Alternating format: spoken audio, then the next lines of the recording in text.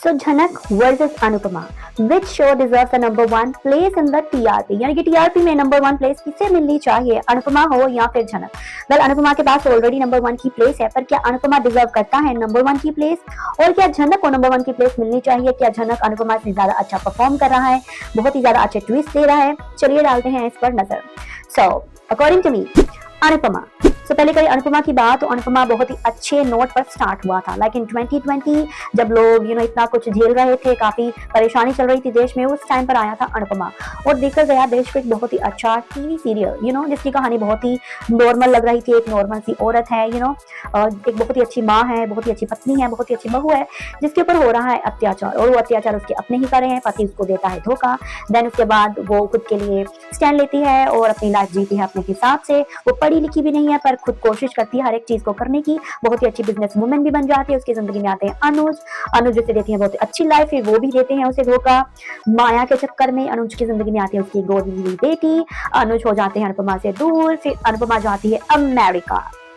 So first of all I just want to talk about Anupama के जो शानदार twist and turn थे। First of all जो बरखा भाभी का ट्विस्ट आया, अंकुश और बरखा अनुपमा की जिंदगी में आते हैं, अपना अलग एलिमेंट लेकर आते हैं, जेलेसी की एक फील लेकर आते हैं, वो ट्विस्ट मुझे काफी पसंद आया। देन जब काव्या और वनराज की शादी होनी होती है, वो काफी सताते हैं अनुपमा का, उसके बच्चों को उस पर ढाते हैं जुल्म, और जब उनके घर आती है एक नौकरानी जो कि काफी हाई फाई होती है, वो काफी ट्विस्ट मुझे ये सारे ट्विस्ट मुझे काफी पसंद आए। देन बरखा भाभी का अनुपमा के बिजनेस को हड़पना, अनुज को भड़काना, वो भी ट्विस्ट काफी शानदार था। पर ये सारे ट्विस्ट की बुरी बात थी कि ज्यादा लंबा नहीं चले। मेकर्स इसे लंबा खींच सकते थे, पर मेकर्स को सब कुछ नया नया दिखाना था, which was good. But I feel कि वो अब सीरियल को जाकर बोरिंग बना रहे हैं, बिकॉज अब वो रिपीट पर रिपीट हो रहा है, क्योंकि अनुपमा के साथ बार बार वहीं वो जलील हो रही है। फिर से वो वनराज के घर भी जाती है, तोशु के घर भी जाती है, बार बार जलील होती है, उसकी कोई सेल्फ रिस्पेक्ट नहीं है। अनुपमा बार बार जलील होने के बाद फिर से जलील होने के लिए जाती है, फिर जलील, फिर वहीं, फिर जलील, फिर वहीं। सो अनुपमा की खुद की सेल्फ रिस्पेक्ट कोई नजर नहीं आ रही है, बार बार ये देखने को मिलता है। देन अनुज को बार बार माफ करना, इतना बुरा पति हो गया तुम्हारा, उसने भी तुम्हें धोखा दिया, कभी वो माया के लिए छोड़कर जा रहा है, कभी छोटी अनु के लिए। तुम्हारी जो 30 साल के लिए उसका प्यार था वो तो सब मजाक था, वो तुम्हें मजाक में कुछ भी कहकर चला जाता है, तुम्हें जलील कर देता है।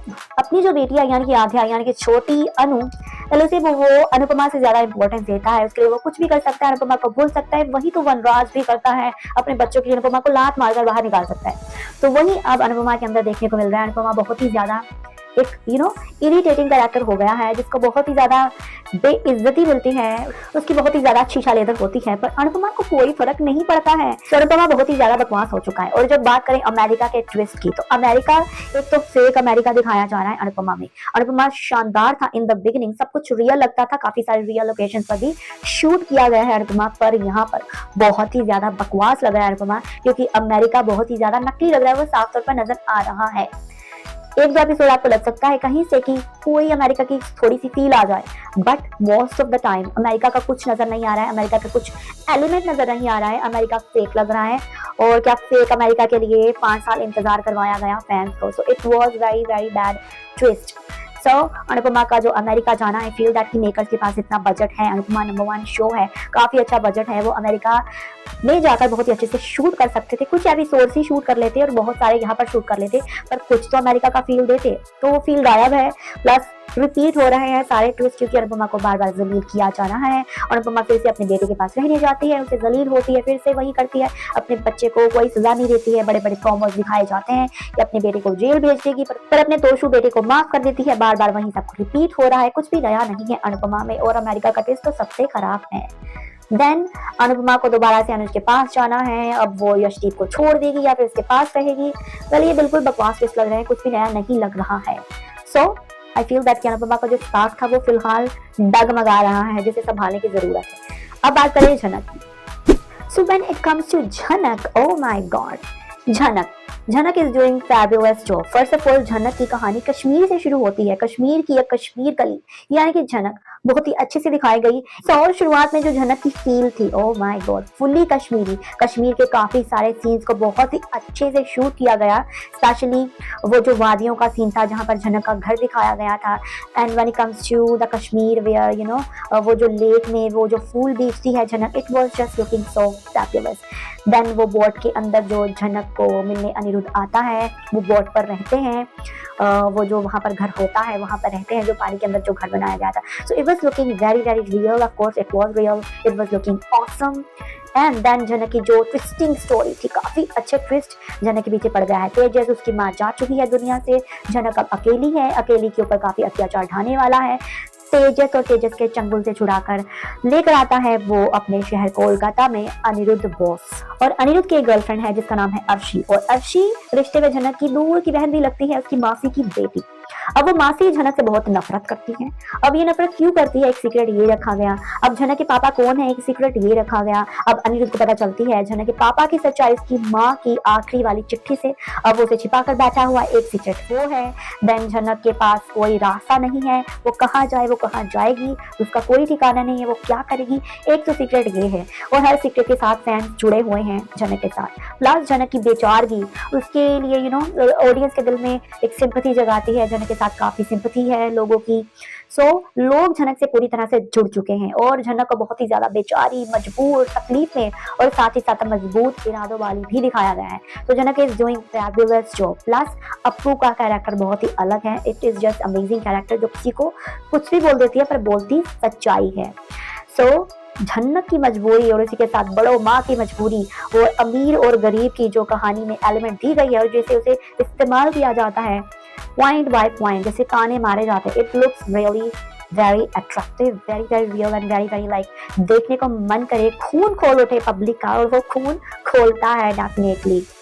यानी कि झनक के मेकर्स बहुत ही ज्यादा शार्प हैं। प्लस झनक में जितने भी ट्विस्ट आए हैं, बड़े बड़े जितने भी प्रोमो दिखाए गए हैं, हर एक प्रोमो दर्शकों को अट्रैक्ट करता है। और प्रोमो में जो दिखाया जाता है उससे डबल मसाला रियलिटी में शो में देखने को मिलता है। और वो मेन मसाला जो होता है उसका फैंस बेसब्री से इंतजार करते हैं, वो साफ तौर पर देखने में मिल रहा है। झनक बहुत ही कम टाइम में नंबर 2 की टीआरपी हासिल कर गया है, और यही दिखाता है कि झनक बहुत ही ज्यादा अच्छा परफॉर्म कर रहा है। झनक की कहानी अमेजिंग है, ट्विस्ट एंड टर्न बहुत ही ज्यादा फास्ट आते हैं, और हर एक ट्विस्ट बहुत ही अच्छी कहानी के साथ, बहुत ही अच्छे मसाले के साथ दर्शकों को पागल कर रहा है, दीवाना कर रहा है, दर्शकों को खींच रहा है स्टार प्लस ऑन करने को और हॉटस्टार पर देखने को भी। So Jhanak is doing the best job. So Jhanak के सभी कैरेक्टर्स मजेदार हैं, और झनक हो, अनिरुद्ध हो, अर्शी हो, सृष्टि हो, बड़ो माँ हो, छोटोन हो, मृणालिनी हो, हर एक कैरेक्टर का अपना एक रोल है, बहुत ही दमदार है हर एक कैरेक्टर। और बिपाशा को देखकर तो आपको डेफिनेटली थप्पड़ मारने का दिल करता ही होगा।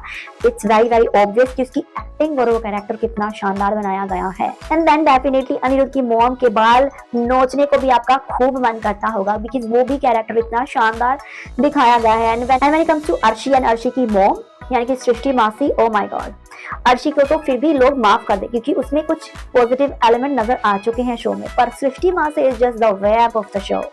सो सृष्टि मासी को तो हर देखने वाला खूब गालियां देता है, और वही गालियां शो की कैरेक्टर सृष्टि का किरदार निभाने वाले के लिए ये एक बहुत ही बड़ा साइन है कि वो बहुत ही अच्छा और स्ट्रॉन्ग कैरेक्टर कर रही है शो में। तो इस शो के साथ जुड़ चुकी हैं फैंस बहुत ही दिल से, and according to me I am just loving this show and this show is doing the best job.